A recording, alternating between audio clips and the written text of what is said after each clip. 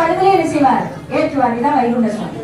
அவர் முன்ன வந்திருந்து அன்போடு பணிந்து வேண்டி கேட்ட இது சகலமும் தருவார். அப்படிப்பட்ட ஒரு பாலன் வடிவம் கொண்டவர், ஒரு தாய் தந்தையும் வடிவமானவர். கொஞ்சம் பொறுமையான அமைதி காத்து.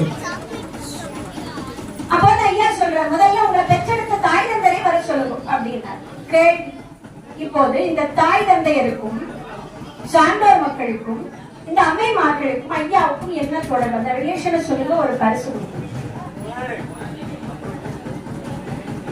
ஐயா தெய்வ மாதர்களாகி நம்ம பெற்றெடுத்த அம்மை மாதிரிகளை வர சொல்றார் இல்லையா? இப்ப இந்த அம்மை மாதர்களுக்கும் நமக்கும் என்ன உறவு? இந்த கலியுகத்திலே அம்மைமார்களுக்கும் நமக்கும் என்ன உறவு?